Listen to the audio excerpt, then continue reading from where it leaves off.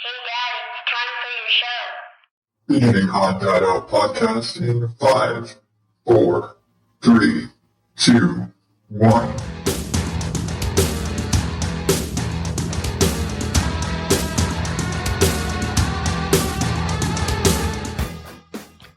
Welcome to the Odd Dad Out podcast, the show about nothing and everything all at once.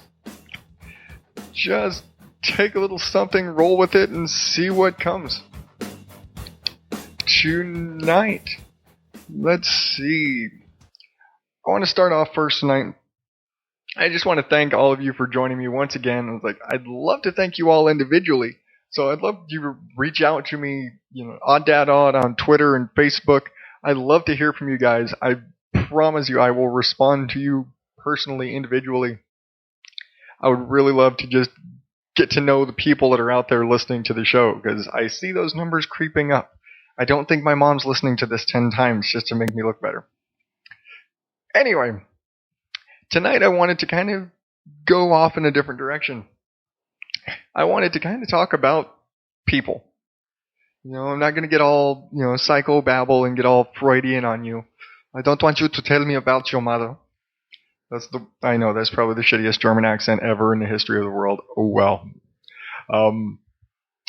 But I think about when I come up with what am I going to start the show with? What am I going to talk about? And usually it's some spark of something that happened to me that day. And I don't plan. You've probably figured this out by now. My stories usually start with, this weird thing happened to me today. Well, in this case, I actually had to sit down and think about, what am I going to talk about? I haven't had any interesting things happen to me, especially in the last week. So I had to come up with a subject. Holy shit, I have a subject. But in that, I kind of started thinking about people. And started thinking, what makes people like who they like? What makes people hang out with who they are? Who are their friends? Who do they marry? And it's kind of funny to think about it, because there's like those whole two sort of sides of it. There's like those, you're attracted to people that are like you.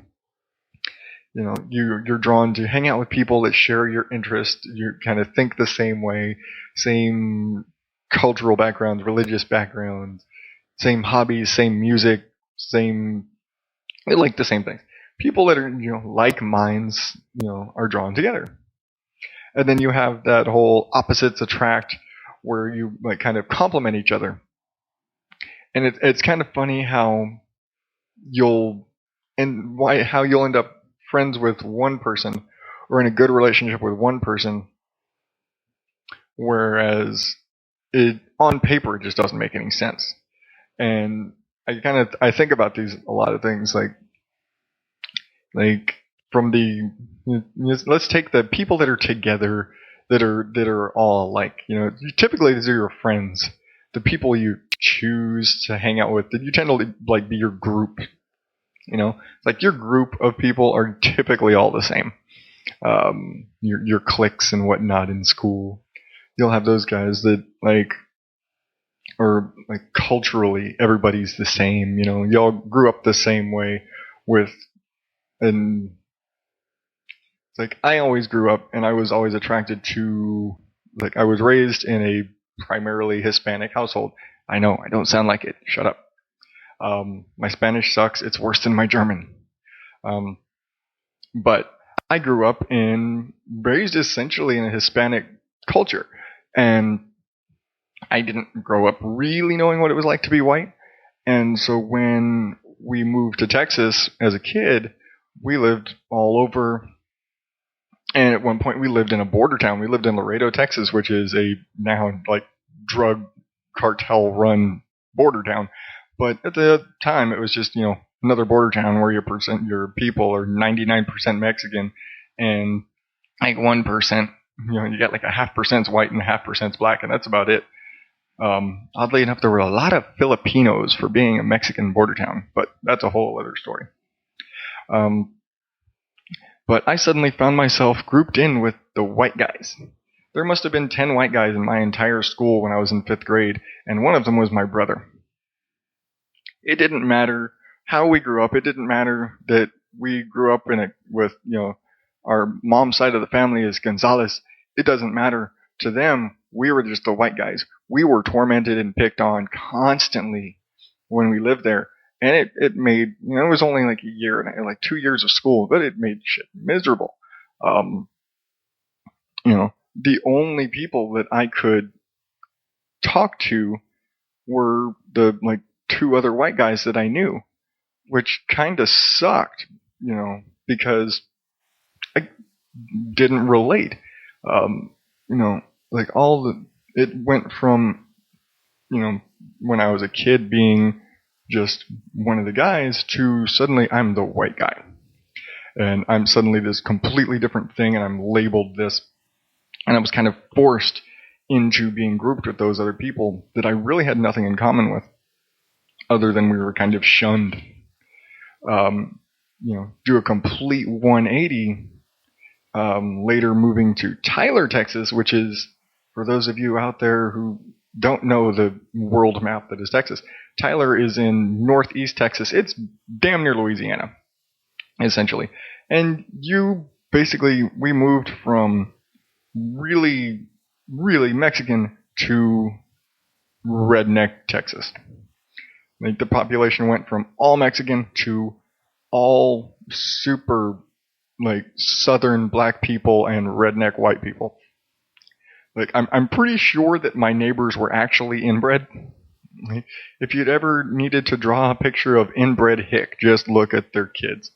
And unfortunately, they were like, as again, white people, they, inbred hicks, they're going to talk to the new white kids that just moved down a couple of doors down. They're not going to talk to the black kids that are over on the edge because, the South and people don't like to talk to other races most of the time.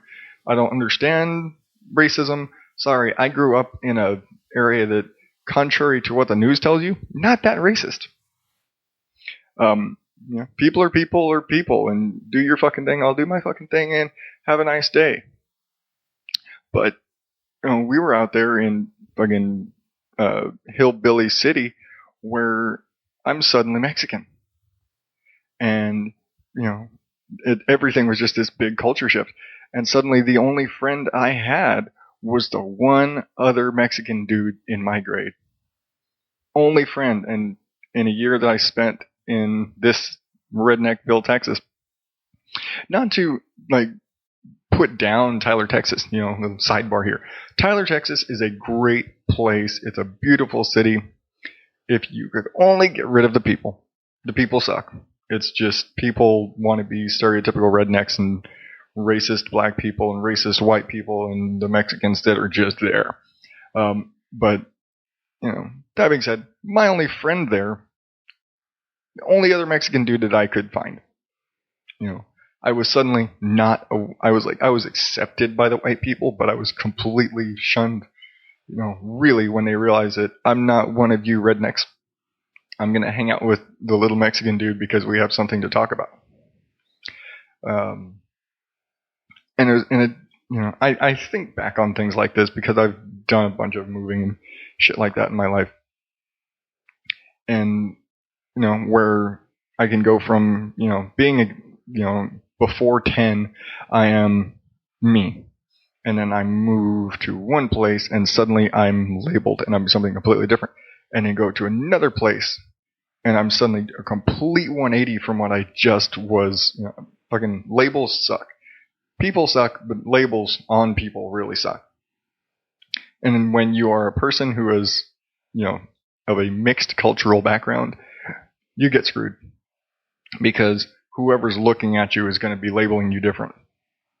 Which gives you different friends just based on how other people may be labeling you. Because you're suddenly not allowed to talk to that guy.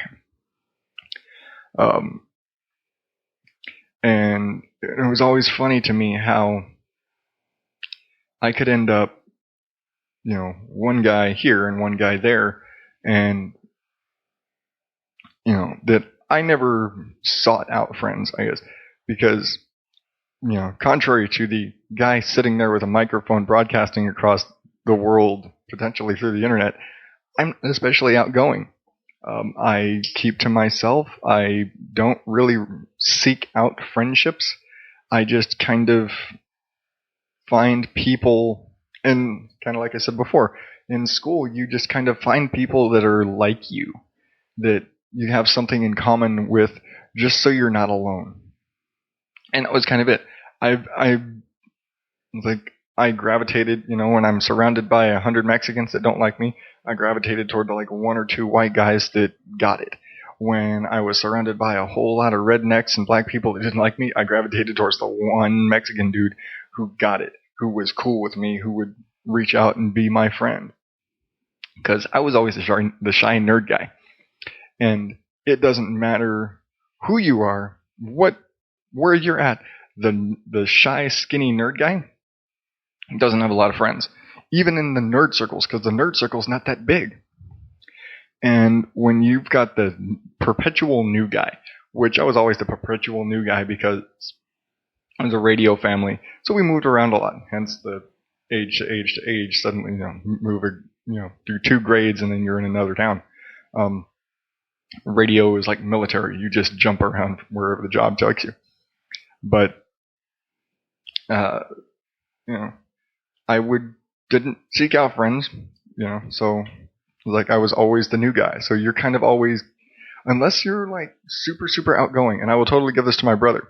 My brother was super, super outgoing, and he could adapt to anywhere. Wherever we would go, he clicked with the people and the culture and the whatever. We would go from South Texas full of Mexicans to East Texas, and he picked up y'all like that.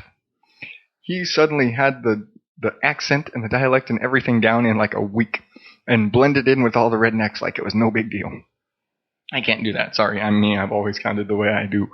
I have kind of a mangled, sort of twisted. I express a lot in different accents and things drift, and I don't do it as much here. I did it once. I don't do it as much here, but I drift through accents and dialects, and my manner of speaking adopts a lot of things, which makes me stand out when you've got a majority culture in one spot. There's been way too much talking about this part of it, but not where I intend to go. Tons of notes on shit that I have no clue where I'm going. But that's the point. Yeah. But then you get, like, in that group of friends, or in the school experience, it's like, yeah, you'll have your friends that you hang out because you're like, yo, it's all the Mexican guys. It's like, it's kind of like prison. All the Mexicans hang together, all the white guys, all the black guys. Everybody's interspersed with everybody. There's like 1 or 2 gay people in every little group. It just happens. There's always like 1 or 2 gay guys that are in like every little group just because. Never noticed that? Anybody? Nobody?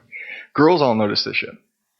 There's always like 1 gay guy in every group. There's like five girls and 1 gay dude. And I was cool enough with all the girls that I filled the spot of the 1 gay dude. Because, for whatever reason, they all seemed to think that I was completely non-threatening. Which, I don't know how to take about that now. But, high school was 12 years ago. I'm married now, so it doesn't matter. But, you think about that, it's like, hey, I was kind of the gay guy in the group, wasn't I? But I'm not gay, I swear. I swear. Tell everybody, I'm not gay, I promise. 4 kids, I'm not gay. Not that there's anything wrong with that, to quote Jerry Seinfeld. But, you'd also go and you'd find your other friends that like, oh, I play guitar, you play guitar, we should be friends. I totally didn't get that. All the guys who played guitar in high school were dickweeds, so I never talked to them. I was that guy who happened to play guitar. When they all brought their guitars to school and would jam and do all I was like, no, fuck, dude, don't, you're a dick. It's like, I don't care if we have something in common, you're still a dick. Get the hell away from me. I had a similar sort of thing with trying to find people who had like, I could never find friends based on common interests. I couldn't get along with the guitar players. I couldn't get along with most of the metalheads. And I think a lot of it was because so much of it was imagery, and I was like that old school guy.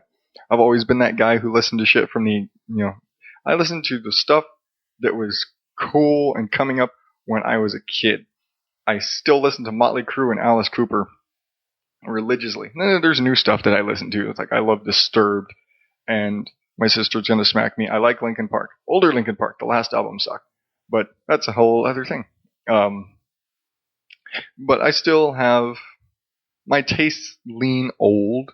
You could say it's like love Tom Petty, love Eric Clapton. My tastes run old, and in high school, generally, you're not going to find a lot of people that are like that. And those that are like that are either super.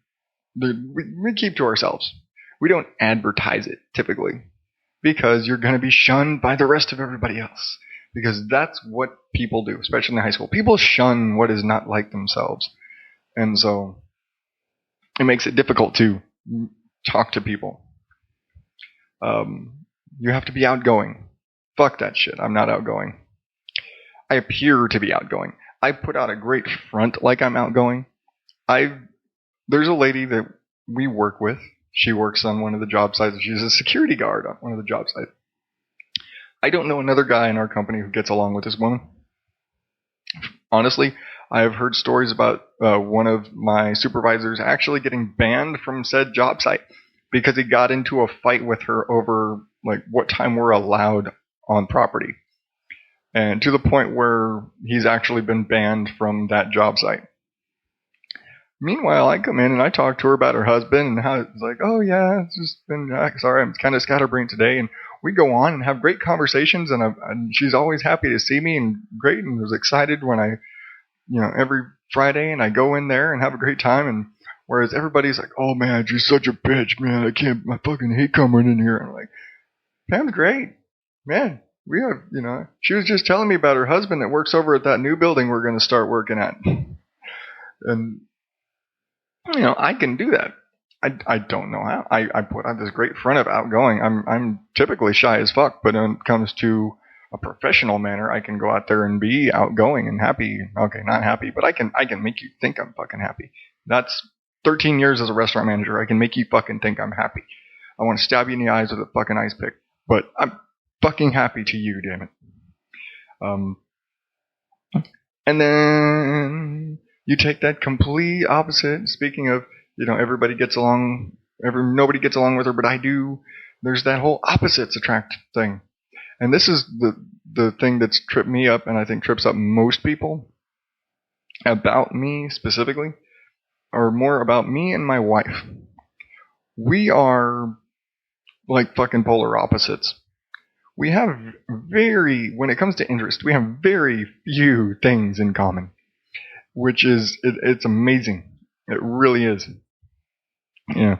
Prime example, go back to the music thing. It's like, my interest is in metal. Lots of guitars and heavy, loud, something that you turn up to 11. Something you can feel in your bones kind of music. Not to feel it in your soul. Oh my god, the song is so deep. No, not okay. Some of it's like that. Like lyrically, they can be that way. But I want music that you can, you might get a migraine from listening to. You can feel it in shaking you to the physical core. Fun shit. She listens to country. Yeah. Like I've mentioned before, my wife is from Texas.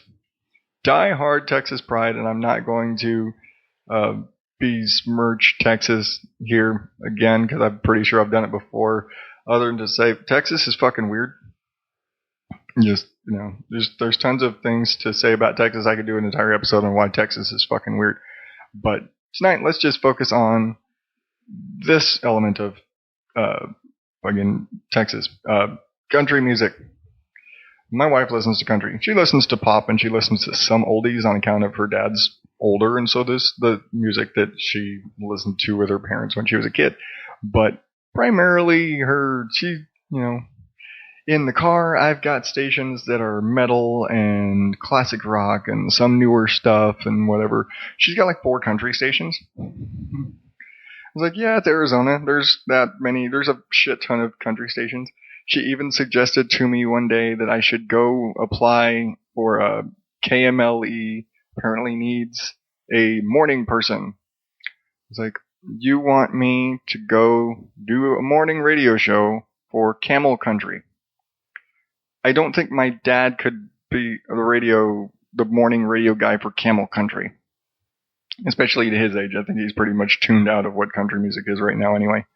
Not that he was ever really in tune with country music, but, you know, when you're a professional DJ, you can do whatever because you're there for the check. But, like, she is into that. And, okay, fine. We basically fight the war of music every day anytime somebody turns on anything. I'll sit there, she'll be in bed, I'll turn my music on for the boys in the morning, and the next thing I know, I'm getting a text, turn it off. Turn it off. I'm not coming down until you turn it off. It's too loud. Because my wife totally sounds like that, like some sort of demon spawn or something. I don't know. But, then then she'll get control of music and turn on her music, and I feel like I'm gonna just have to, cram a Q-tip all the way through my cranium. But we fight the music fight all the time, and it's who got to it first and whatever. I usually concede to my wife because, what do they say? A happy wife is a happy life. And, don't piss off a short woman. That's another good one. I know, I'm pretty sure I'm paraphrasing that one, but that's the gist of it. I think my dad lives by a very similar set of rules. I think my stepmom has all of maybe 2 inches on my wife. One of them is taller and the other was excited about it. I don't remember which. They're both short as shit. And then there's the whole, and back in the cultural thing and the opposites attract thing, that, I am visibly white. I'm physically white, and I say this air quotes, physically white. Raised Mexican. Didn't know what it was like to be white till I was surrounded by Mexican people who thought I was white. My wife, again, born and raised in Texas, all white. 100% all white. She treats me like I'm all white. She gets mad at me for pronouncing tortilla. Because I pronounce it right. She gets mad at me anytime I pronounce anything with a proper Mexican accent or say anything in Spanish properly. She's like, shut up. You're not Mexican. I'm like, go tell my mother that. I'm like, you're not supposed to talk to my mom because the last time you went and made a joke about her. Sidebar to those of you listening. When you're one of those people who always just throws out your mom as a snappy comeback to something, you should really try and control that when you're at your mother-in-law's house. Just saying. Yeah, that one's for you, babe. Because I'm pretty sure every time we all get together, that comes back up. Almost 7 years now, still comes back up. She did this the day she met my mother. Fun day. This was a big family get-together, too.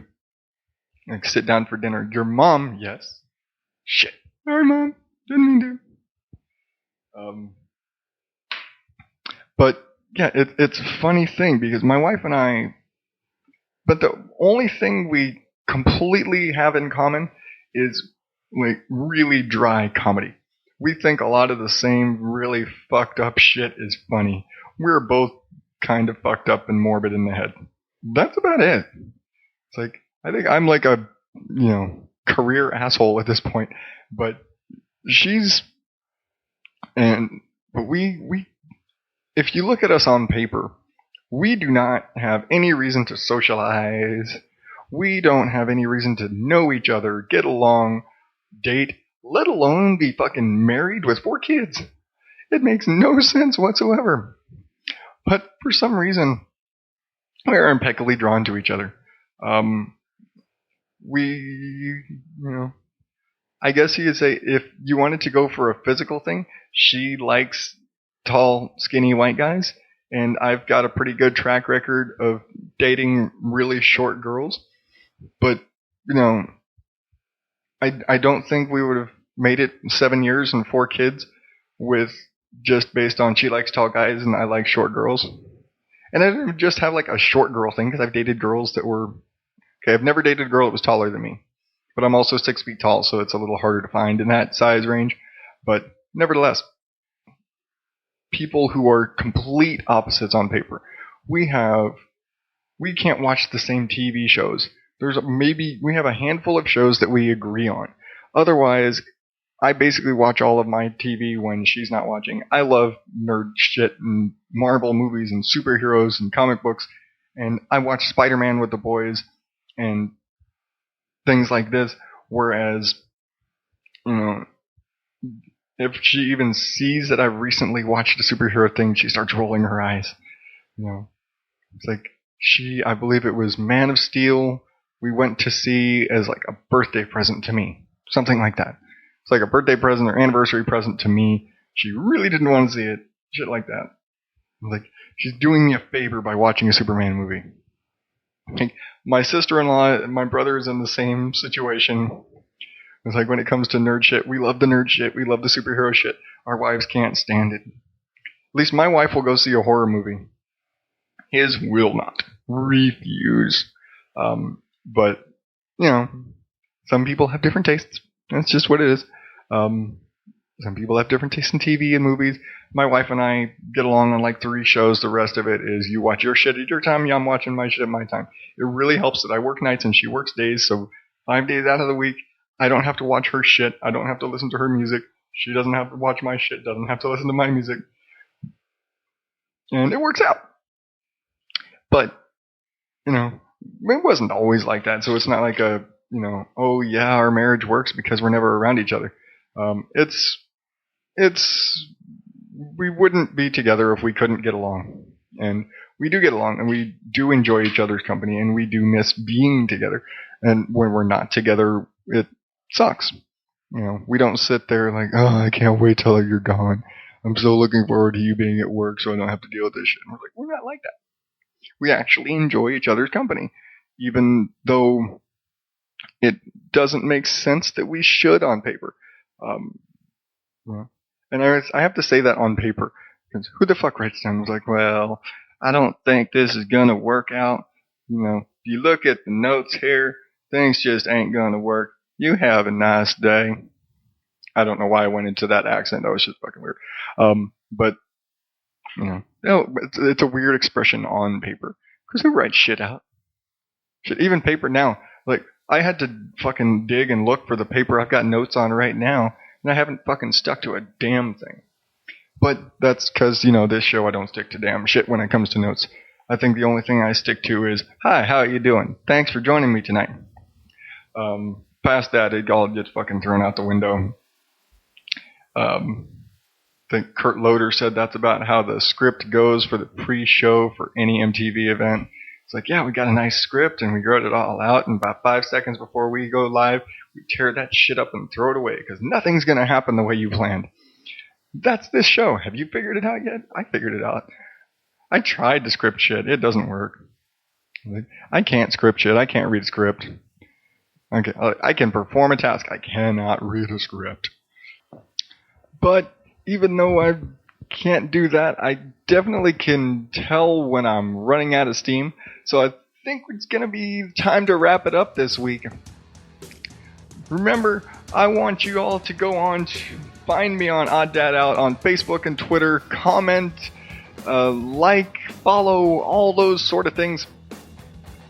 And if you are so inclined, subscribe to the show. So you'd never have to look for me again. It'll just show up right on your phone, as most of you are probably using to listen to this.